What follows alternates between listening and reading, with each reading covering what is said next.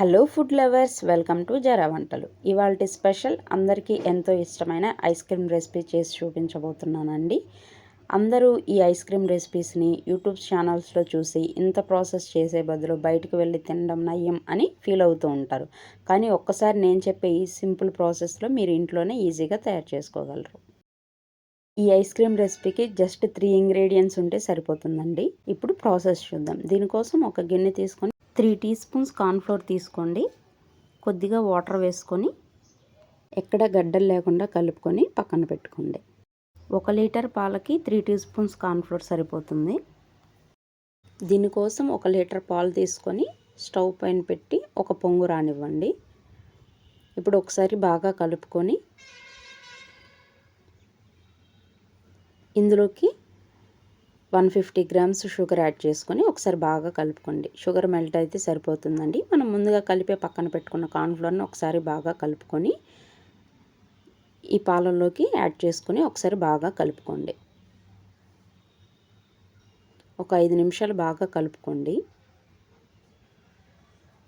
చూసారా, పాలు చిక్కబడ్డాయి. ఈ విధంగా చిక్కదనం ఉంటే సరిపోతుందండి. ఇప్పుడు స్టవ్ ఆఫ్ చేసి ఈ పాలని చల్లారనివ్వండి. ఇప్పుడు ఈ పాలు చల్లారాక ఒక ట్రేలోకి తీసుకోండి. దీనికి ఒక క్లింగ్ ఫిలింని కవర్ చేస్తూ క్లోజ్ చేసుకోండి. ఇప్పుడు ఈ ట్రేని 18 to 20 అవర్స్ పాటు డీప్ ఫ్రిడ్జ్లో పెట్టుకోండి. 20 అవర్స్ తర్వాత నేను మీకు తీసి చూపిస్తున్నానండి. చూడండి ఎంత హార్డ్గా అయిందో.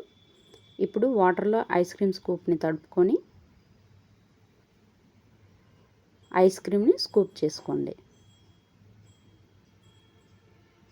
అంతే అండి, అందరికీ ఎంతో ఇష్టమైన ఐస్ క్రీమ్ రెసిపీ రెడీ అయిపోయింది.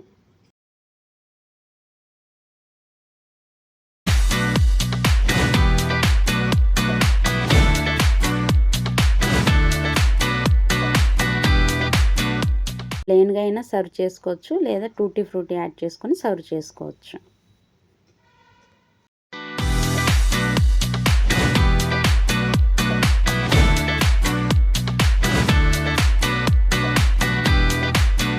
చాలా సింపుల్గా ఉంది కదండి ప్రాసెస్. అయితే మీరు ట్రై చేసి మీకు ఎలా కుదిరిందో కామెంట్ చేయండి. వీడియో నచ్చినట్లయితే లైక్ చేసి సబ్స్క్రైబ్ చేసుకోండి.